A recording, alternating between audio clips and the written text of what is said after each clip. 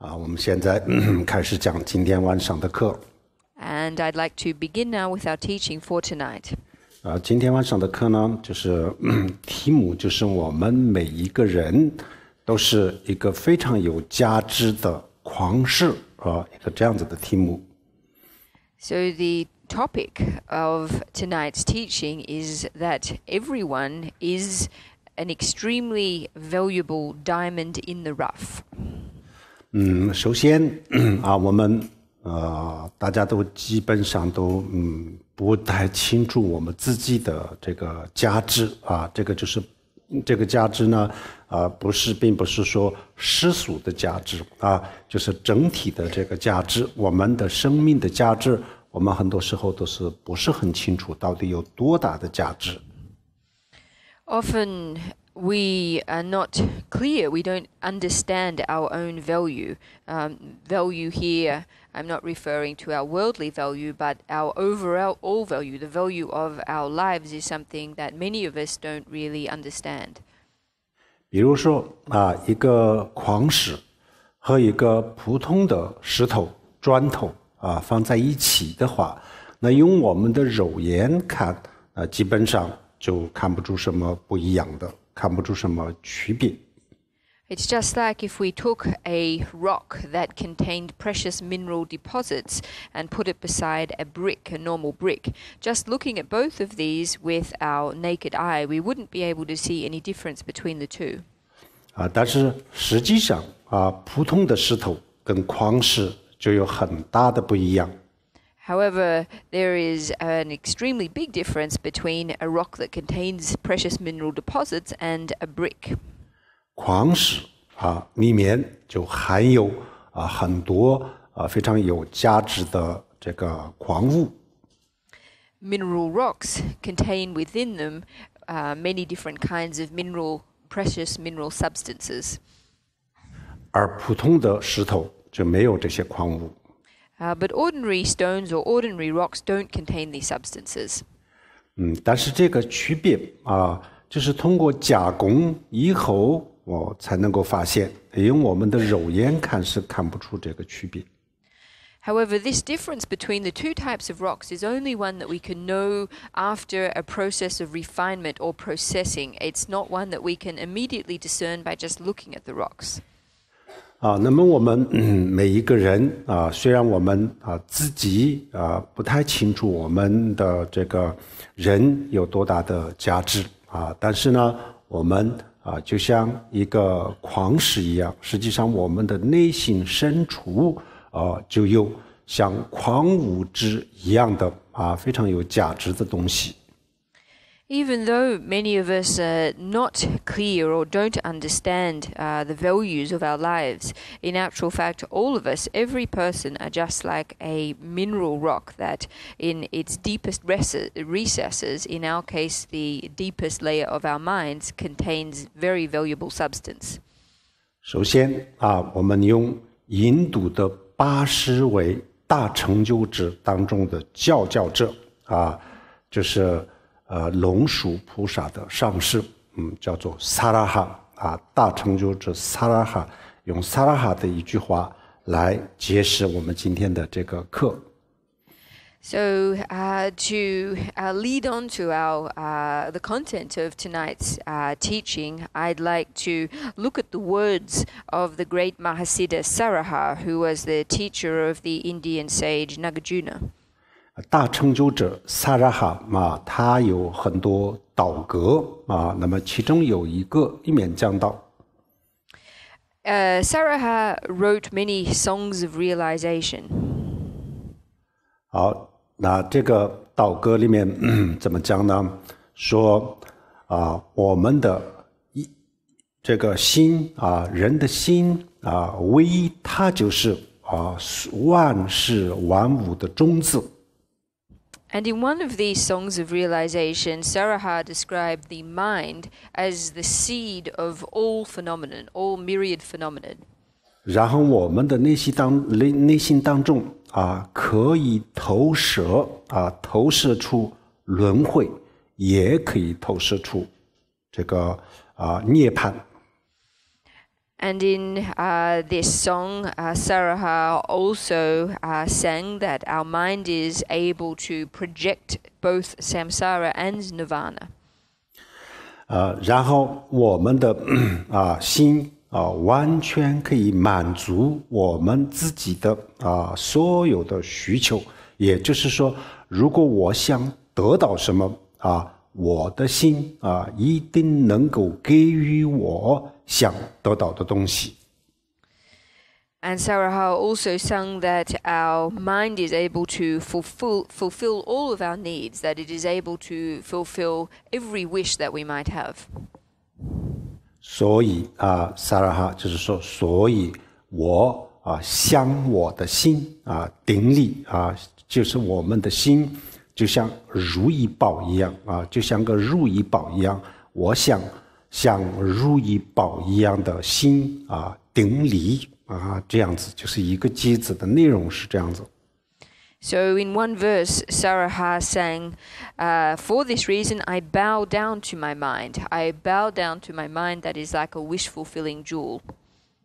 好，我们现在就是稍微再解释一下这个Saraha的这句话的意思。And I'd like to now go into a little bit more detail about the meaning of this verse of Saraha. 首先万事万物就是我们所看到的，我们所听到的，我们所接触到的这些万事万物，他们的这个源头他们的源头实际上就是我们自己的内心。So first of all, in respect of all myriad phenomena, by this we mean all that we can see, all that we can see, hear, and touch. And here it is said that all of this, the origin of all of this, is none other than our own mind. 就像我们做梦的时候梦中我们所看到的、所听到的万事万物它们的源头。它们的来源就是我们的意识。It's just the same in our dreams too. All that we hear and see and experience, the origin of all of this is our consciousness. 然后我们的心就像一个投影仪一样，投影仪一样。比如说投影仪它有各种各样的画面。可以给我们看但是呢，这些画面它不在外面它不在外面，它就是一种投影仪投影出来的一个画面而已。实际上这些画面呢，就是投影仪的作用而不是外面真实存在的东西。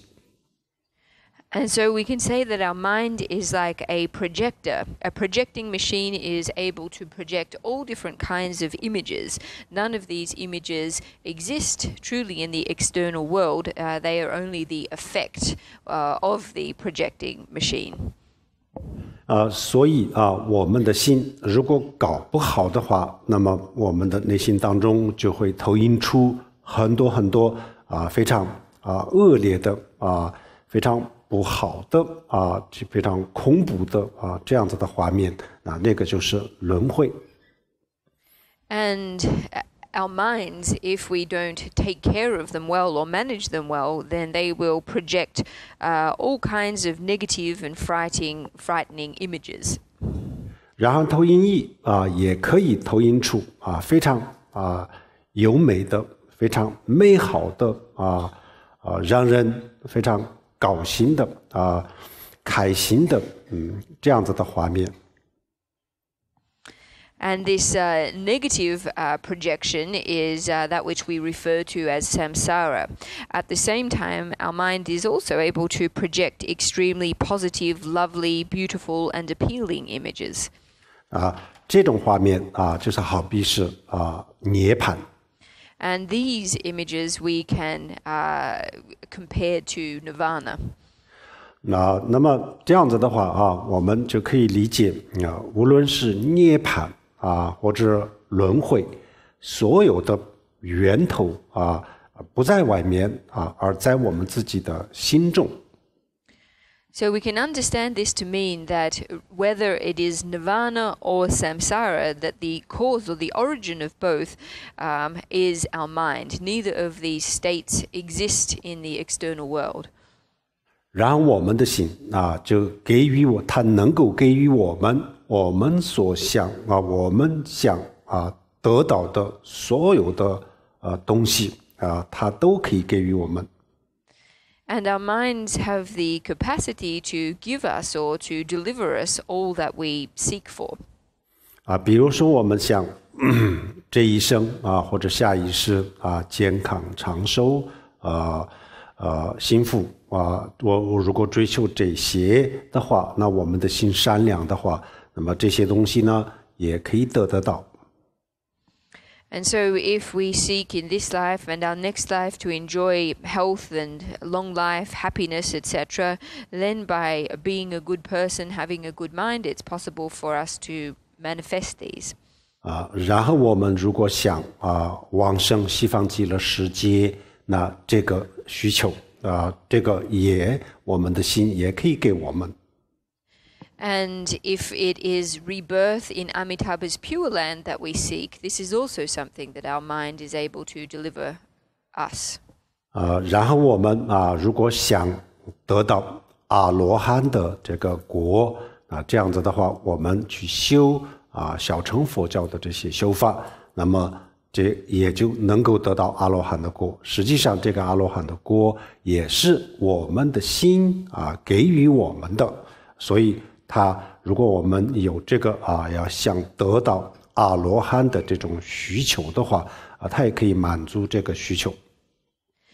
And similarly, if it is the state of an arhat that we seek to achieve, then we can follow the teachings and practices of the basic vehicle. And this state, the state of an arhat, is also something that our mind has the capacity to deliver us. 如果我们想拥有慈悲心菩提心这样子的话，那我们的心也可以满足我们的这个要求，它也可以给我们提供这个慈悲心和这个菩提心。And if it's compassion and bodhicitta that we seek, these are qualities that our mind or desires that our mind can also satisfy. That is, our minds can deliver us these qualities too. 然后我们想证悟空心我们想证悟空心，希望有这个智慧很高境界的这个智慧这样子的话，我们的心也可以给予我们这种智慧。And if it is that we seek to realize emptiness, we seek to cultivate a highly realized wisdom, then this too is something that our minds can deliver us. 所以我们的心我们想要什么它就能给什么。So in terms of our minds, whatever it is that we are looking for, our minds have the capacity to deliver for us. 所以我们的心就像一个如意宝一样。And so that is why our mind is just like a wish-fulfilling jewel. 那如意宝就是传说当中的如意宝，就是很早很早很早以前，人类还没有佛法的时候呢，然后人就有一个时间的这个福报的结果就是有一种这个宝石，这个叫做如意宝。如果获得了这个珠宝的话，那么然后把这个珠宝供奉起来然后向它祈祷这样子的话就心想事成你想要什么就能够给什么就能够给予什么，那么这个就是传说当中的如意宝。So this wish-fulfilling jewel in myths of the past was described as something that existed in human history in a long time ago, prior to the arrival of Buddhism. And this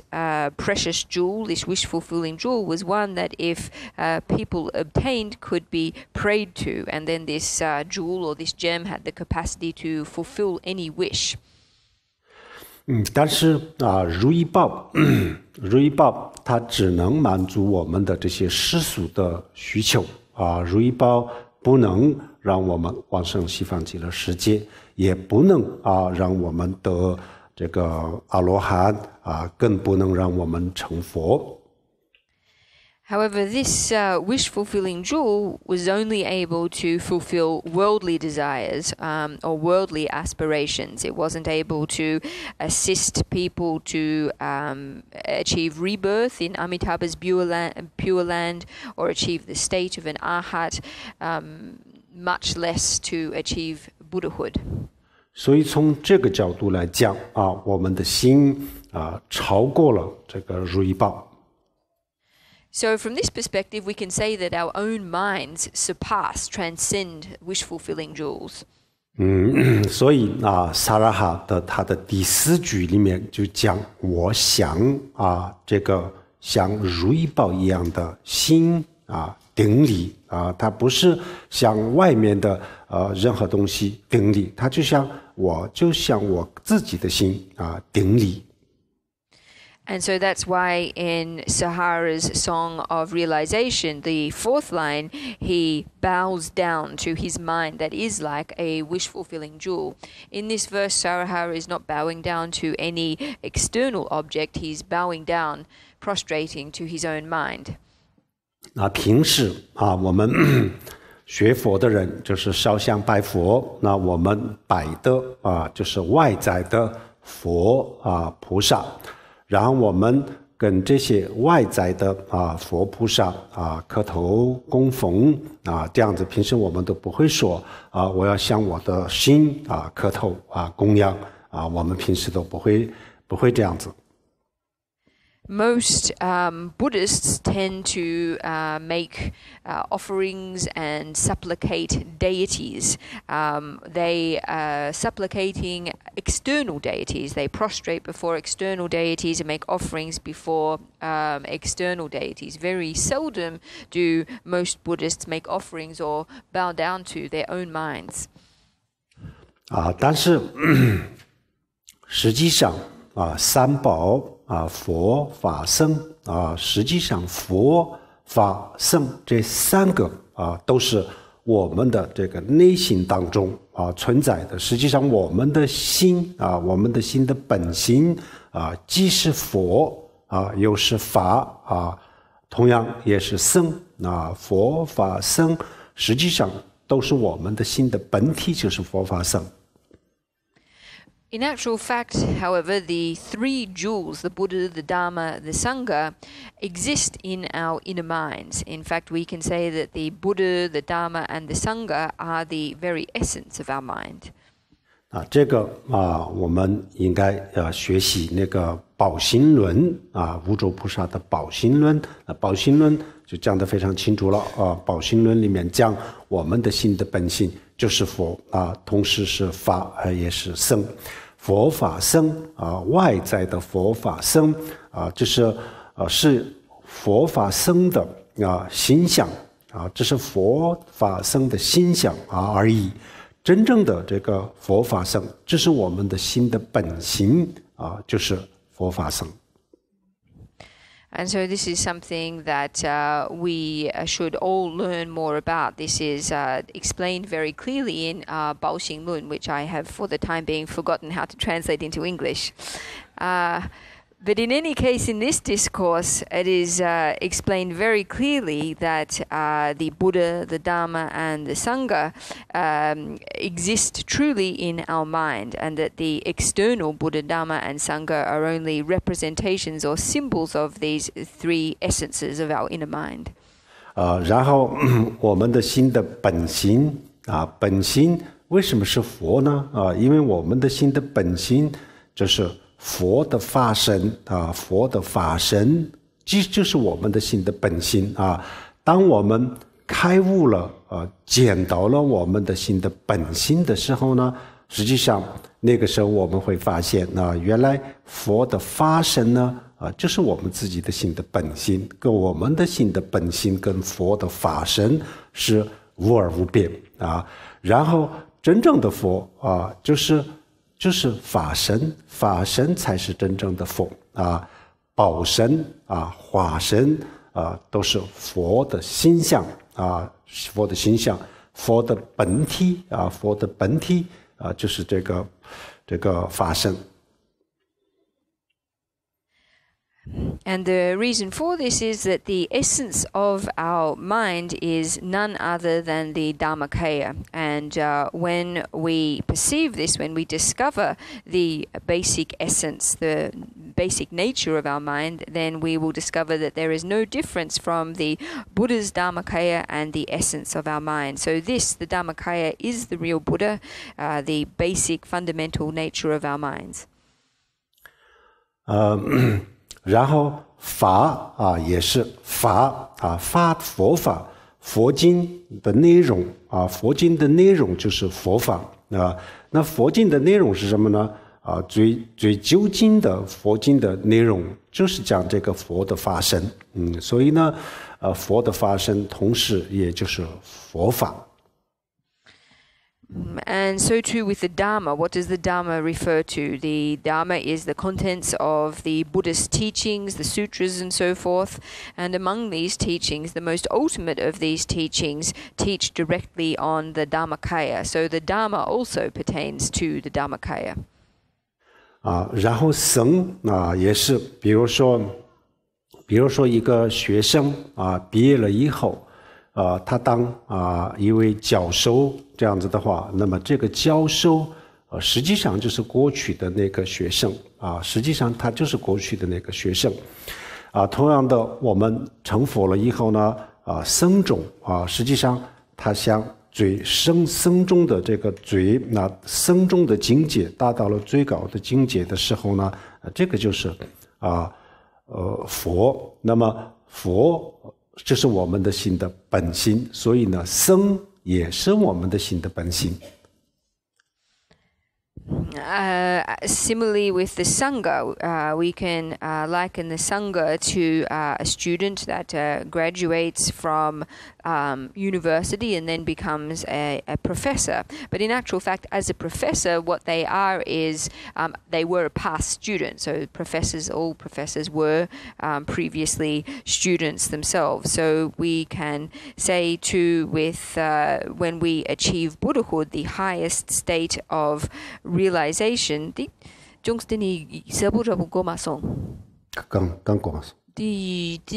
sama di kuzo gendumbalan yang di ngaso ke. Gendumban tarshimbi kapsatini sangjirwa. Sangjidin ngaso semkungore. Oh, that's it.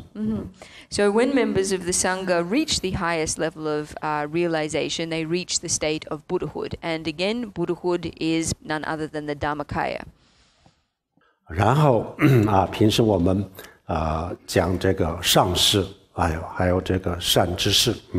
然后世俗的上师，世俗的善知识就是我们向他学习佛法的上师，就是世俗的上师。圣意的上师这是我们自己的心的本心。And so too we can say about spiritual teachers, those who teach us in the Buddhist path, that in fact the provisional teacher is the external teacher, but the ultimate teacher is our own mind. 好，这样子以后呢，这个我们的心的本心它是一个这样子非常有意义非常有价值的我们心的本性就是这样子它并不是我们所想象的我们的心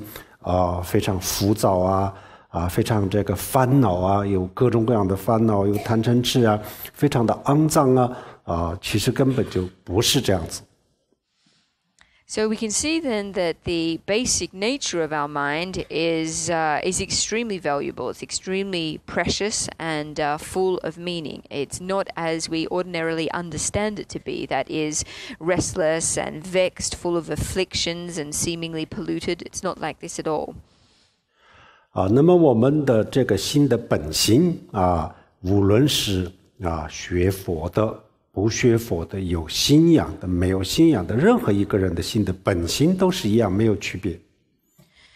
And so the basic essence of every person's mind is exactly the same, regardless of whether they are Buddhist or not Buddhist, whether they are followers of a different religious tradition or not. Everyone's fundamental essence of their mind is the same. 比如说根本就没有信仰的甚至是非常的反对佛法僧的这样子的人的心的本心，实际上就是这样子，他自己的心的本心就是三宝从这个本心的角度来讲是没有任何的区别最虔诚的人的心的本心和反对三宝的人的心的本心的角度是没有任何区别。And even for someone who has no belief, no faith in Buddhism whatsoever, and indeed opposes the three jewels, in terms of the basic nature of their mind, there is no difference between them and someone who has extremely pious faith in the three jewels. That is, the basic nature of their mind is the Buddha, the Dharma, and the Sangha. The fundamental essence of mind is the same. 但是我们现在问题就是因为我们还没有发现我们的心的本心原来就是这样子这么亲近这么有价值的所以我们就没有得到什么东西，虽然它一直都在但是我们没有得到什么这个好处它虽然我们的心的本性是亲近的，但是我们感觉到的都是这些烦恼痛苦就是这些。The problem, however, is that up until now we have not discovered this basic state of our mind that is one of purity and immense value. So even though this fundamental state or nature of our mind always exists, it has not, or thus far we haven't been able to gain any benefit from that state. Even though it is one of purity, we experience it as full of affliction and suffering. 然后这个心的本心有些时候呢这个心的本心叫做空心般若波罗蜜多以这样子的名词。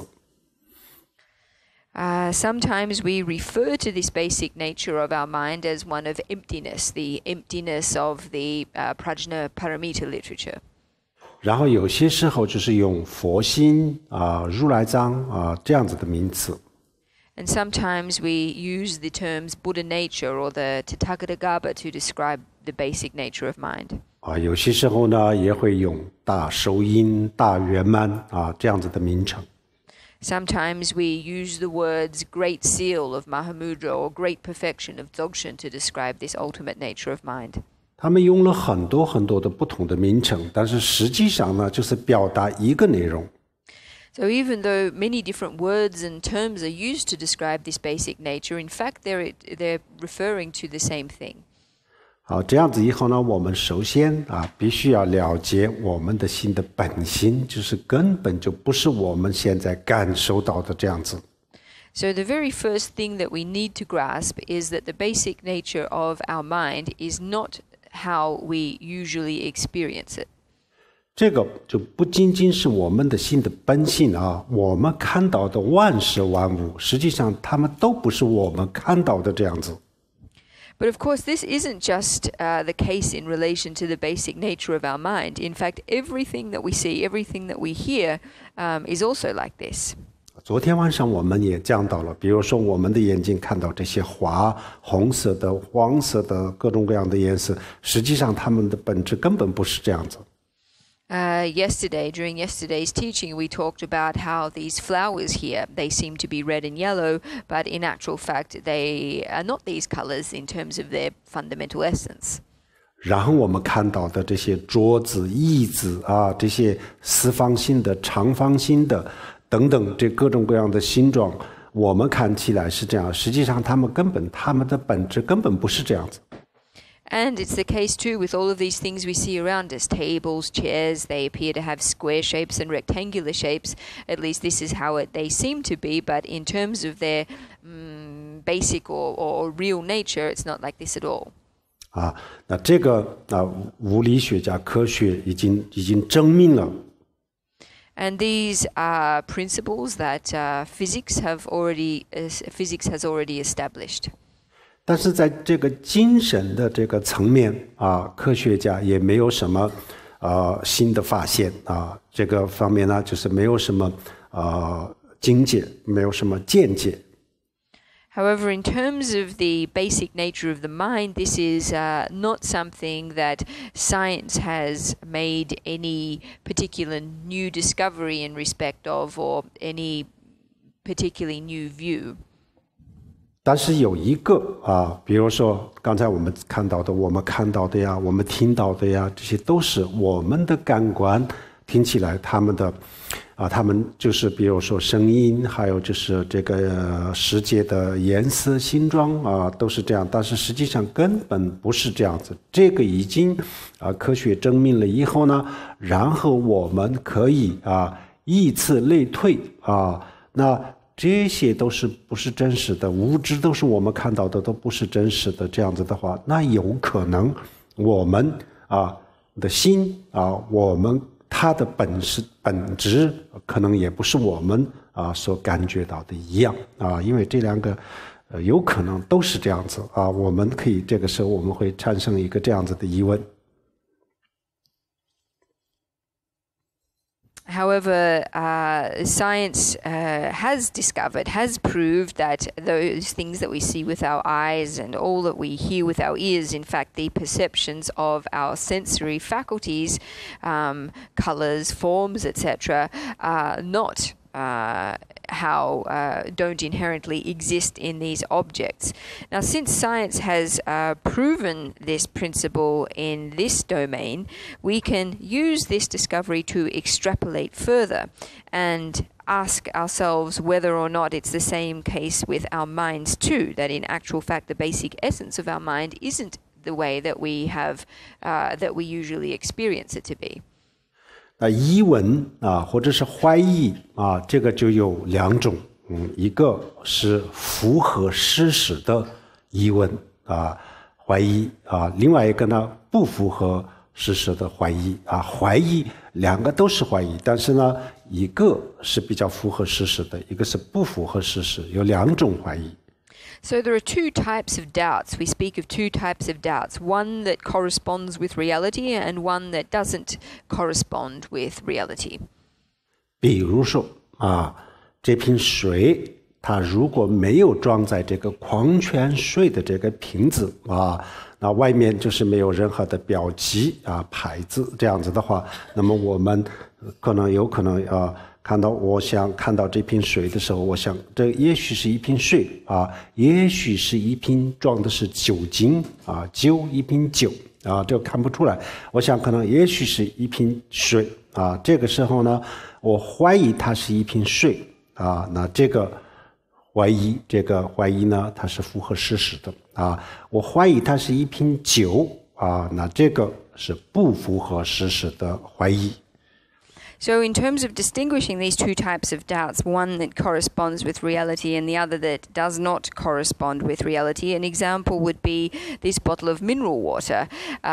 If, let's just say that it wasn't in a mineral water bottle, that there was no label on the outside to say that it was mineral water, then if I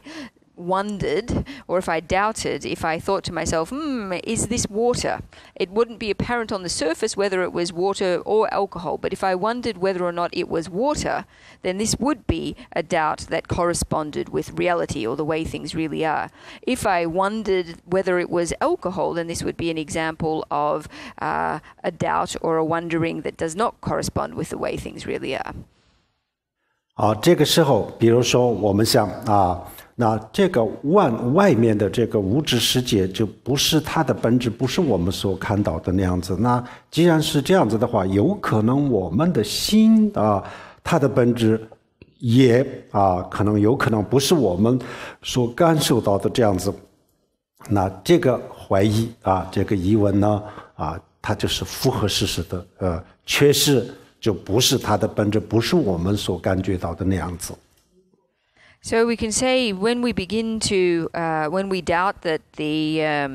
external material world really exists as we perceive it to be, when we extend that doubt to the nature of our mind and wonder whether or not, in fact, the nature of our mind too is really different to the way that we experience it to be, then this is a doubt that corresponds with reality or with the way that things really are, because our minds, in their basic nature, are not as we typically experience them. 好，那么这个我们首先要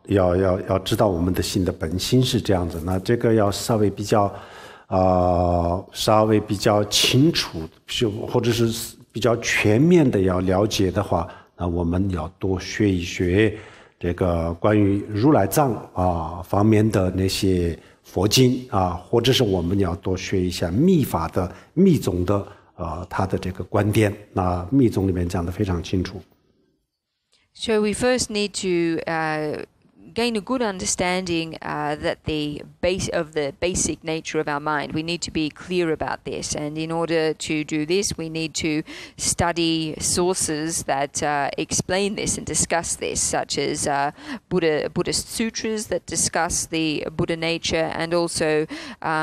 texts, Vajrayana texts too, that explain this view very clearly. 那我们什么时候发现我们什么时候体会到我们的心的本性是这样子呢？那就是第一次我们发现我的心它的这个本体呢、本质呢，根本就不是我之前所感受到的，而是它的本性是完全是一个不一样的东西。那这个是什么时候呢？就是我们开悟的时候证悟大圆满、证悟大手印这样子的时候，我们就非常清楚地看到了。So the first time that the first instance that we come to an experiential understanding that our minds are not as we have previously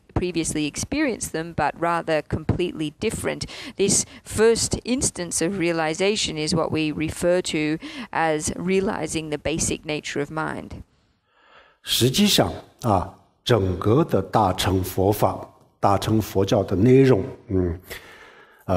简单的说的话，它的内容是什么呢？就是彻底的去了解，彻底的了解我们的心的本性的一个过程那这叫做学佛。So we can say that the entire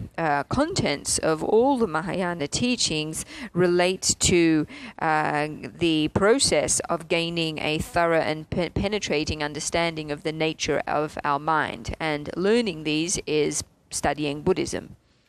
好，这是理论这个就是理论，也叫做见解。So this theory component is what we talk about as the view. 然后在这个当中我们确定了以后，我们确定了我们的心的本性是这样子的时候呢，然后我们就感觉到那我们就有一个这么有价值的有一个这么好的东西这样子的话，我要好好的保护它然后就是好好的培养它也就是说，我们就要保护我的心要培养我的这个内心这样子它能够体现出它的这个价值。Once we gain certainty or gain conviction that the basic nature of our mind is really like this, then we will be able to realize the true value of our mind, and then it is necessary for us to protect and nurture our mind so that it can manifest its value. 从世俗的角度讲我们一个人的一生当中就会有很多很多的遗憾。From a worldly perspective, in the course of a human life, everyone will experience many regrets. 但是最大的遗憾是什么？最大的遗憾就是我们每一个人都拥有一个这么像如意宝一样的这个心但是我们根本就没有去用它这个就是人生的最大的遗憾。But in actual fact, the greatest possible regret is the fact that we all possess these minds that are like wish-fulfilling jewels, and yet we never use them. 然后我们把我们的心就是用到这个欲望然后这个愤怒愚昧无知等等这些各种各样的这个烦恼，就是用到这个方面那这个就是非常非常的遗憾非常的遗憾，非常的不划算。Rather, we use these minds of ours for generating desire, anger, ignorance, and other negative afflictive emotions like this. This is an extremely regretful state of affairs. 然后我们的心的本心就像一个无穷无尽的宝藏一样所以我们现在要去开发开发这个宝藏。如果我们不开发的话那就是非常的可惜，非常的遗憾。So the basic essence of our mind is just like a big treasure repository. It's really important that we open up, that we mine the potential of this repository. Otherwise, it's a great shame, a great pity indeed. 所以我们那个比如说像藏传佛教的话，我们修心的时候第一个功课也就是说刚刚开始修心的时候，首先就是要知道自己的人生的价值。So in Tibetan Buddhism, when we begin to practice, the very first thing that we need to do, the very first exercise, as it were, is to gain an understanding of the value of our lives. 深深的体会到我这一次的这个生命的价值这个就叫做人生难得。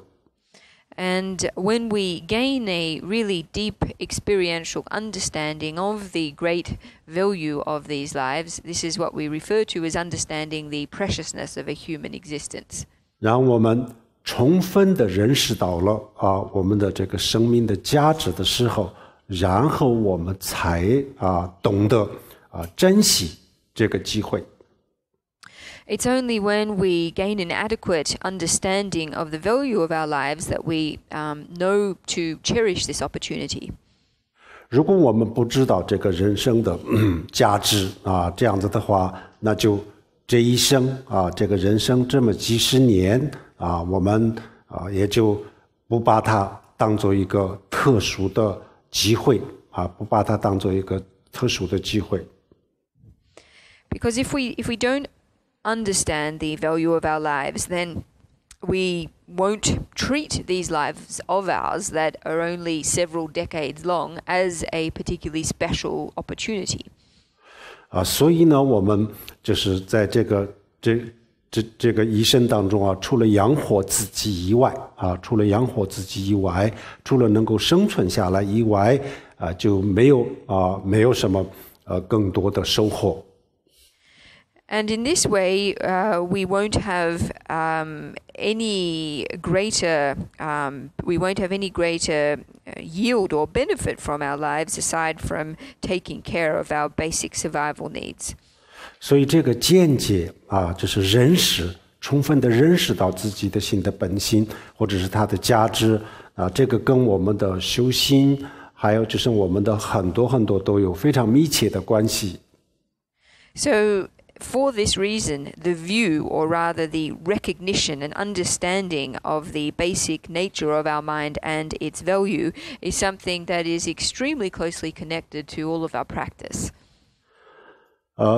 然后我们深深地体会到了这个人生的价值以后，然后第二个功课呢，然后就给我们讲虽然有一个这么非常难得的机会，但是这个机会是随时都有可能变化变化无常的，不要以为这个是永恒的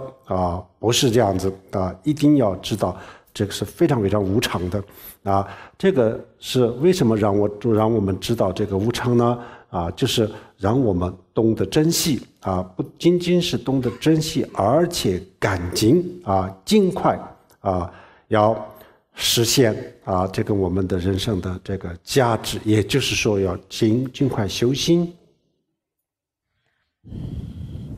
Having recognized the value of our lives, the next step or the next exercise is to realize that even though we have this precious opportunity, it is one that is impermanent. It is by no means eternal. It is very fleeting. And the reason that we emphasize the impermanence of our human lives is so that we understand to cherish them and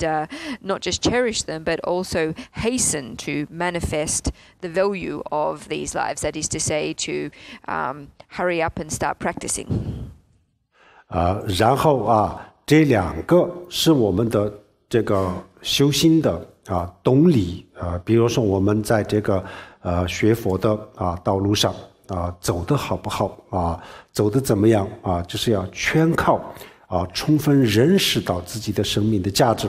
就是这个观点这个见解是非常重要的。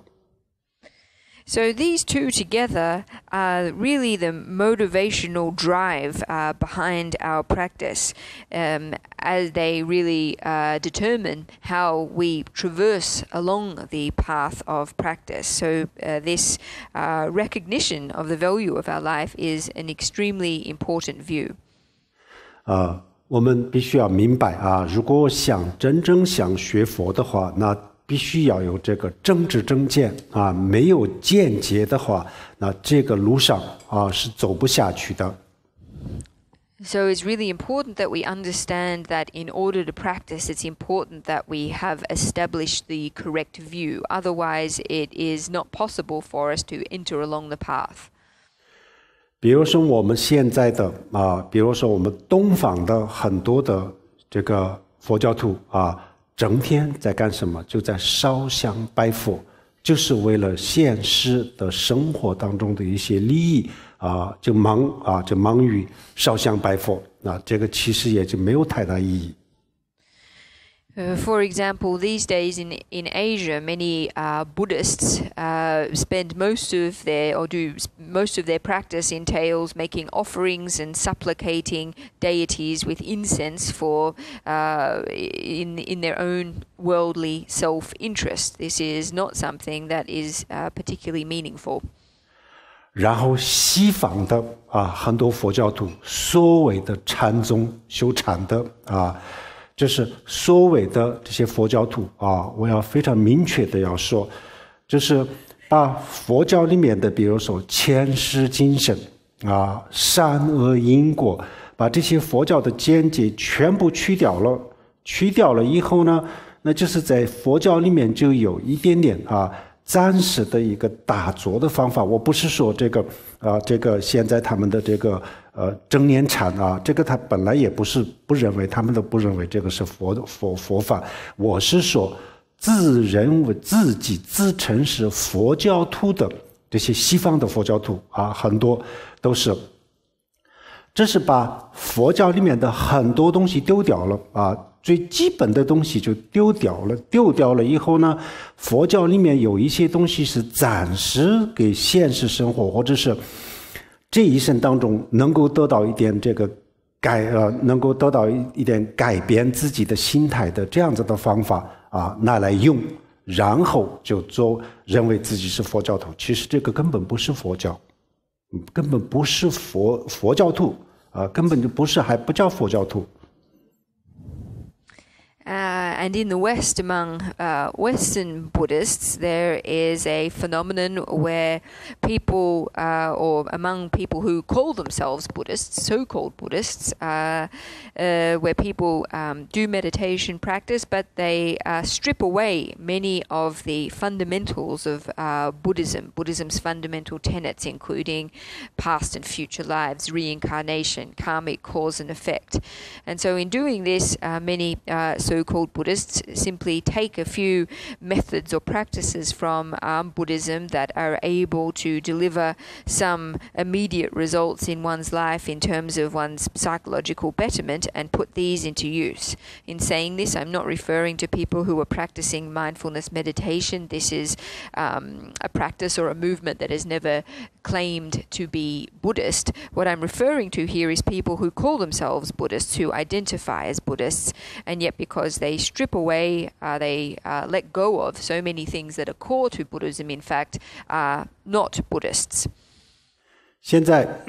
很多西方的这个所谓的禅宗修禅，根本就不是佛教讲的这个禅宗佛教的禅宗就是有前世今生，有善恶因果，有发菩提心，在这样子的基础上建立起来的一个非常非常顶尖的这样子的这个智慧，这样子的这个见解但是如果我们没有前世今生，然后就是没有这些概念都没有的话，那这个就不能叫这个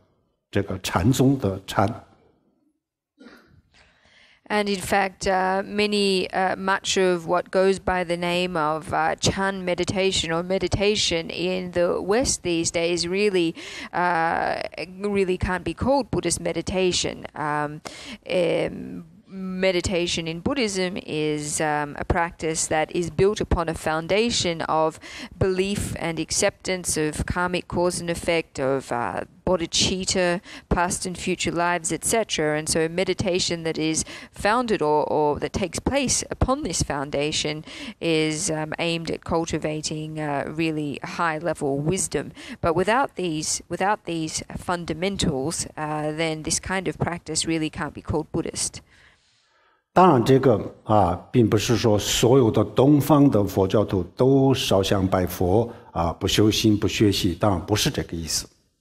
Of course, in saying these things, I don't mean to start with that all Asian Buddhists, all they do is make incense offerings and supplicate the Buddha and never study or practice. Of course, this isn't the case. 也不是说所有的西方的佛教徒都是不承认前世今生，然后就是不认为有这个善恶因果的，当然也不是所有人都是这样子。And neither is it the case that all Western Buddhists deny past and future lives or karmic cause and effect. This is clearly not the case. 但是东方的这个佛教徒当中就有很多是这个烧香拜佛，只求烧香拜佛。然后呢，西方的这个佛教徒当中呢，然后呢不太关心这个最基础的这些前世今生，还有就是善恶因果，这样子的人确实是很多的。But having said that, there are a great many people among Asian Buddhists who do spend most of their time making incense offerings and supplicating the Buddha. And among Western Buddhists, there are a lot of people who don't pay much attention to things like past and future lives and karmic cause and effect. 好，然后我们比如说大家都知道，如果我们要爬最高的这个楼层，那么这样子的话，我们是从第一楼坐电梯一层一层，最后就到达最顶层。If we are going to climb to the tallest story of the building, we need to start with the first story and then climb step by step until we reach the the furthermost story. 所以我们比如说禅宗也好大圆满也好，他们都会讲。最终我们的心的本心就是这个是空心是心的本心是三宝就是我们刚才讲的心的本心是佛但是呢，如果我们还没有证悟的时候呢，那么我们的心的本心就是确实是我们现在自己感觉到的一样。And so in the whether it's the Chan Buddhist tradition or the Dzogchen tradition, even though these traditions both describe the basic nature of the mind as either emptiness or the three jewels or Buddha nature, if we have not, or until we have realized our mind to be of this nature, that is, until we have gained enlightenment, then it is true that the nature of our mind is as we typically or usually experience it. 然后我们把这个人生难得，然后无常这些都有一定的就认识，有一定的认识以后呢，然后我们再去了解一下这个六道轮回的这个整体的这个轮回当中的痛苦然后呢，善恶因果善有善报，恶有恶报这些去就思考确定到底是不是这样子这个也是一个非常重要的基础。So after we've gained some understanding or conviction about the preciousness of our human rebirths, about the impermanent nature of our human lives, then we move on to the sufferings of samsara and karmic cause and effect, and we contemplate both of these concepts, and gaining conviction, verifying that this is in fact the way things are, is an extremely important foundation. 然后这些完了以后呢，然后我们再修比如说像发菩提心，然后就忏悔就积累福报，这些都是要一步一步的修。And after we have completed these practices, then we can move on to the cultivation of bodhicitta, confession practice, the accumulation of merits. Each of these practices or steps we need to do one by one. 然后通过这些一系列的这些修法，然后呢，我们逐渐的靠近我们的心的本性。And it's through completing these series of practices that we gradually get closer to the basic nature of our mind. 比如说我们现在这个思前行无前行，这些前行根本就没有修的时候呢，比如说我们阴天的时候这个满天都是乌云，而且这个云很厚很厚的时候呢，我们根本就感觉不到这个天上有这个阳光的存在太阳在什么地方，我们根本就没办法知道它东南西北在哪里，都感觉不到因为这个云很厚很厚所以就是我们现在什么都没有修的时候呢，也许理论上我们知道一点，但是呢，我们的心的本心到底是不是这样子，我们根本就是没有办法知道那是什么呢？因为这个云特别厚的云一样，我们的烦恼业障是很厚的所以呢，就是感觉不到它的存在。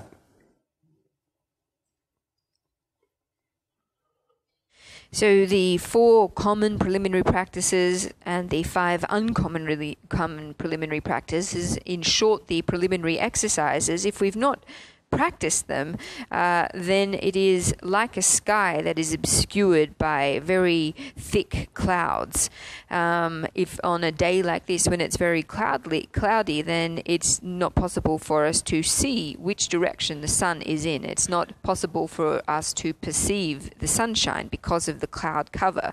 And so it is to, without a foundation in practice, then even though we might understand in theory the basic nature of our mind, we don't have any experiential understanding of it yet. And the reason for this is because our afflictions and obscurations are just like a really thick cloud that is veiling the basic nature of our mind. 这样子以后呢，我们通过这些所有的这些加行的修法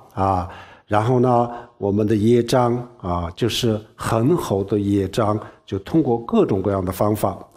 然后呢，这个业障就逐渐的减少最后就留下了就很少一部分这个时候呢，然后我们就可以突破这就可以完全可以突破了以后，在这个背后是我们的心的本性，然后一下子就可以发现可以感觉到。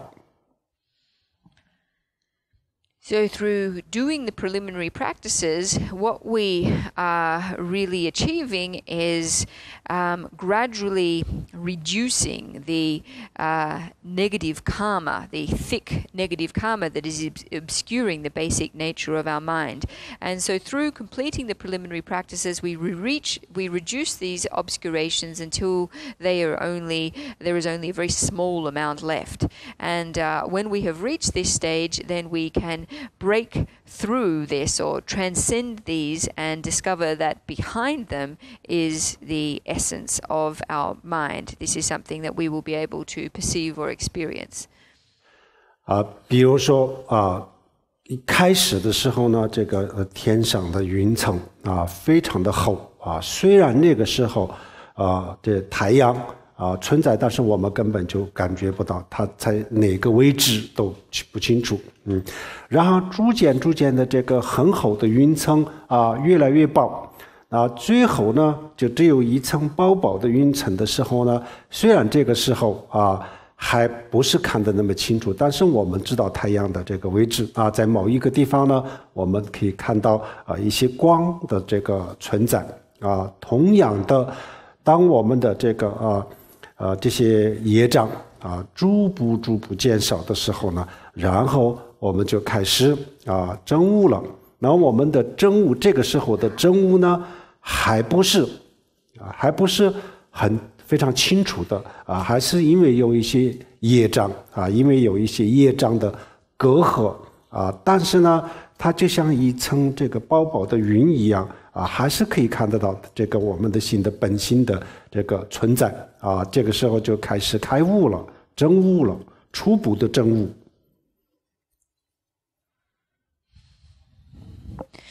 So it's like when it's a cloudy day, the cloud is very thick. We cannot discern the location of the sun. Even though we know it's there, we can't point out where it is. However, gradually as the clouds become thinner until they ultimately are just a very thin layer across the sky, then even though we might not be able to see it clearly, we will be able to point out where the sun is. We will be able to see some of the sunlight. And in just the same way, as our karmic obscurations are gradually reduced, then we can begin to gain a realization of the basic nature of our mind. Even though at this stage our realization, our understanding will not yet be extremely clear, and the reason is because there is still some obscuration there. Even so, we will be able to, it's like looking through a thin cloud, we will be able to perceive the basic nature of our mind. So this is the gaining of an initial understanding of the basic nature of mind. 然后这是我们的这个开悟证悟的境界，就到了这个一地菩萨菩萨不就从一地到十地吗？分10个阶段到了一地菩萨的这个境界的时候，然后这个时候呢，比如说这个空中一点点的云都没有直接就看到了这个太阳，中间没有任何的隔阂的东西一样看得非常清楚了但是我们离太阳还是有这么远的距离，所以就是还是没有看它的这个真相虽然是比之前的任何一个时候都看得很清楚了，但是还不是还没有看得非常的清楚。When our realization advances to the level of the first bodhisattva bhumi, so there are 10 different bodhisattva levels or bhumis. When our realization reaches the level of the first of these, then it's just like a sky with no clouds whatsoever. We can directly perceive the sun as it is. Even though we are able to do this, nevertheless there is distance between us and the sun. That means that we haven't yet discovered or perceived the full truth of the sun, even though our perception of it, our experience of it is better than before. Still, we haven't arrived at a complete experience of it. 那这个时候证悟了以后真正的这个证悟了以后，然后我们的这些所有的烦恼担忧这个恐惧等等所有的烦恼从本质上从本质上就全部这个断掉了所有的烦恼都断掉那这个就是那个时候呢，我们就有这个智慧，有了这个智慧的同时，把这些烦恼全部断掉。And when we have gained realization of the basic nature of our mind, then all of our afflictions, worries, and fears are eliminated at the root. That is, the wisdom of realizing the nature of our mind eliminates all of these afflictions completely. 所有的烦恼断掉这个原理是什么呢？为什么这个时候就所有烦恼断掉呢？比如说我们就是比如说室内的灯光不是很亮的时候然后有一个地方，比如说本身这个周围是有蛇这样子的地方，然后我们打开门一进来的时候就实际上就是一条绳子但是我们就是以为有一条蛇然后心里就特别的害怕恐惧这个恐惧跟真正的蛇给我们的这个带来的这恐惧是一模一样，完全是一样但是把灯打开在灯光下非常清楚的看到的原来不是一条蛇这是一条绳子看得非常清楚了以后呢，从此以后我们对这东西永久的就消除了这个恐惧再也不会有这种恐惧，因为它真相已经非常清楚了。So how is it that this realization eliminates our afflictions? What's the mechanism behind this? Well, we can say it's rather like coming into a room when all the lights are turned off, or when the light is only very faint. One opens the door and sees a snake inside. Actually, it's not a snake, it's a rope. However, the feeling of fear and terror that that this sight elicits is the same as if it were a real snake. However, if one then turns on the light, one can see immediately that it's not a snake, but only a piece of rope, and one can understand this really clearly. So it's the same in this situation, that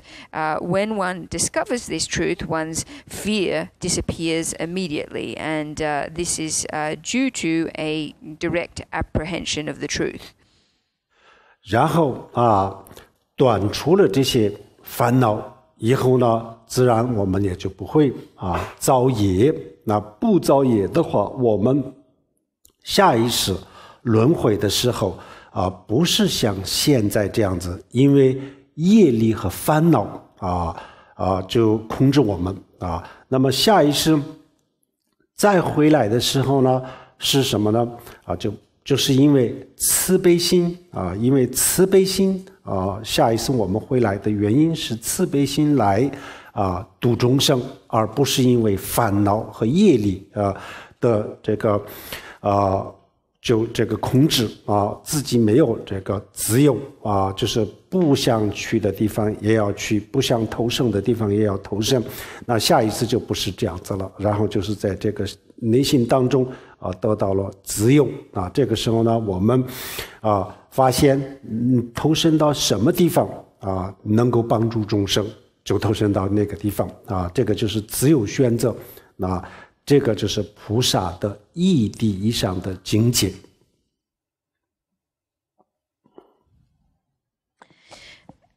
And through eliminating all of our afflictions in this way, in our next rebirth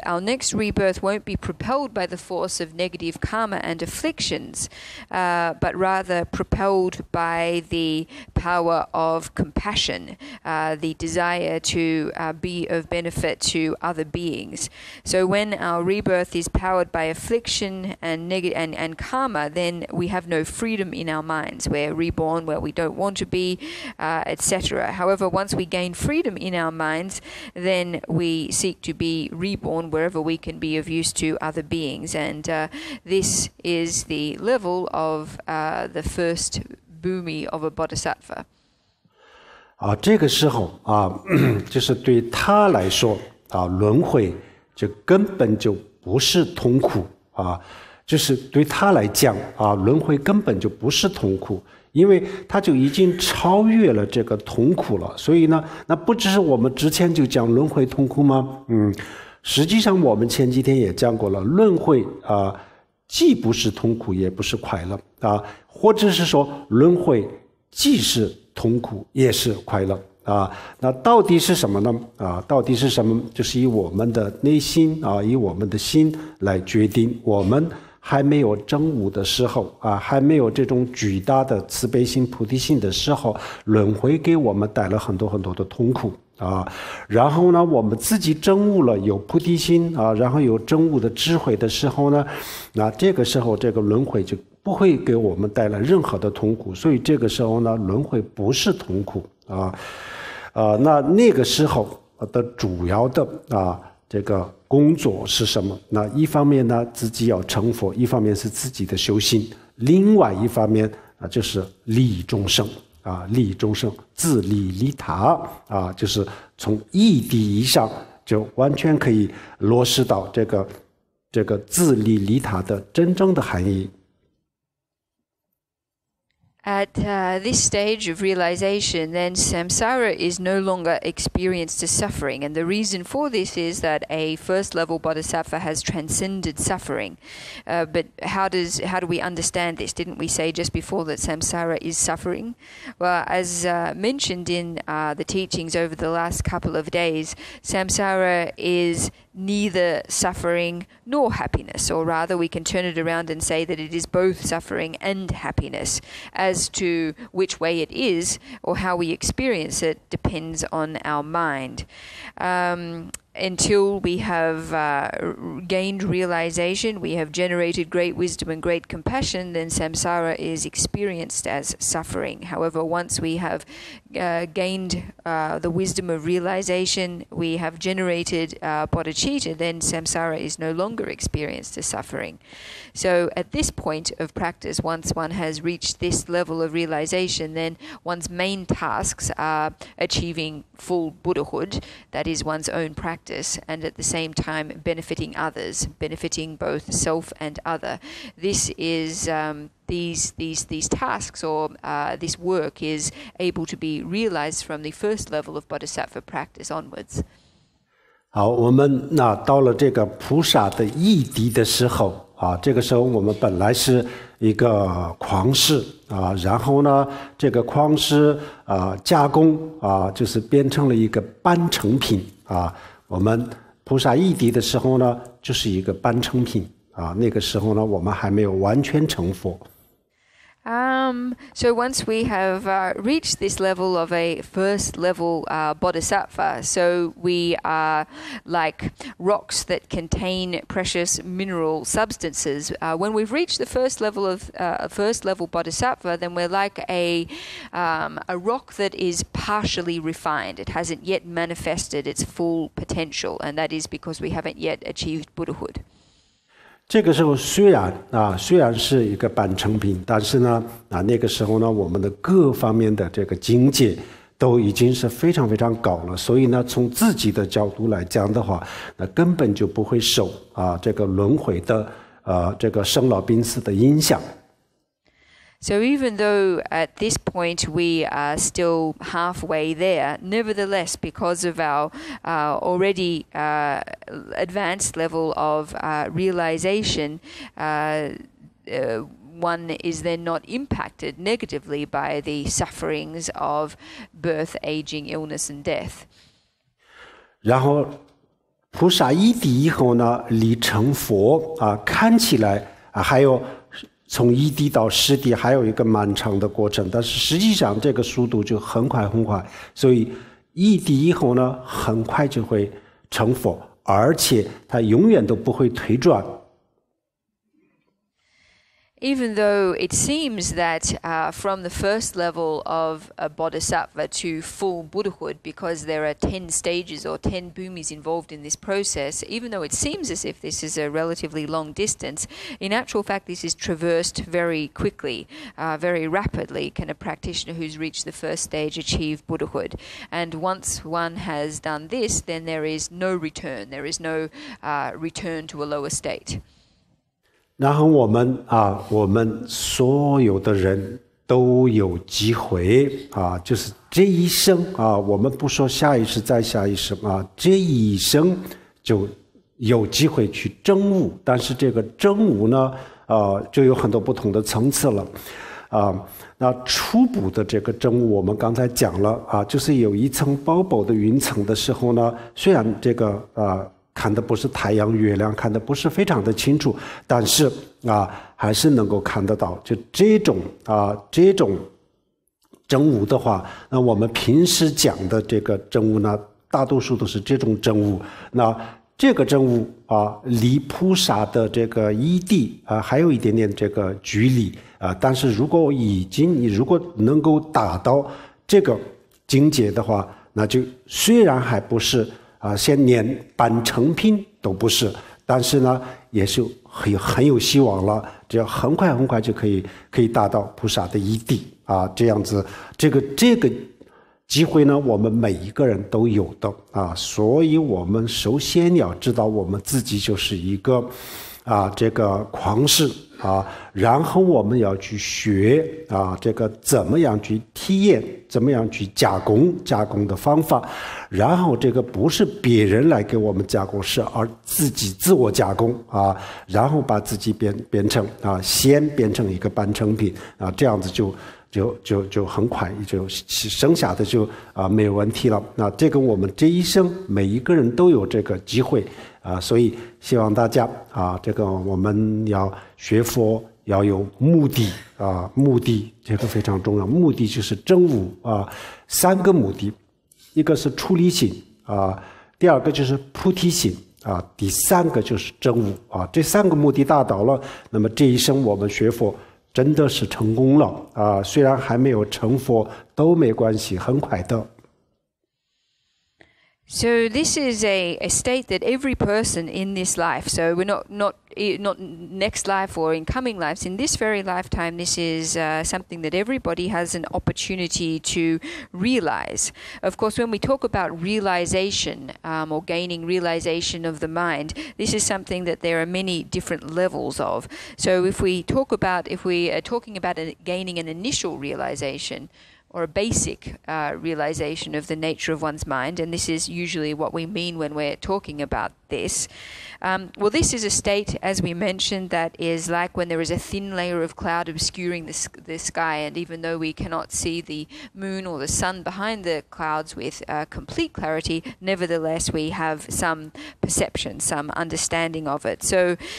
if we can achieve this level of realization, we are still a little distance away from the attainment of a first level bodhisattva. So at this point we can't even call ourselves an object that is halfway towards refinement. Nevertheless, by achieving this level of realization, this is already a very significant achievement. So and there is much hope for us, much reason for much optimism. Our practice, our realization from here onwards will happen very quickly. This is an opportunity that everyone has. It's important in order to take this opportunity that we realize the precious nature of our mind, that we realize that we're all like precious mineral rocks that contain precious substances. It's important that we understand, we learn the methods for refining these rocks, and that we understand that this process of refinement is not something that others do for us, but rather that we need to do for ourselves. So it's therefore important that we have purposes, we fix clear goals for our practice. practice. These three goals, namely cultivating renunciation, bodhicitta, and gaining an initial realization of emptiness, if we can achieve these three in this lifetime, then we will have achieved success in our practice without necessarily having achieved Buddhahood. Nevertheless, these three will be significant in themselves, and we will progress rapidly from this point. 好，我们今天的这个课就讲到这里。So we're going to conclude our teaching for the night here. There's about 好，我们现在大家一起做回向。And we're going to end now with a dedication of merit. 说那么的也当着人把年都内你别着那把学，应该难解往弄着把。这边做连着啊着人修，我们啊红板整个人把马色的红，我们啊红板整个人把马色的红，我们啊红板整个人。舍得哦，谢谢阿弥陀佛，扎西德勒。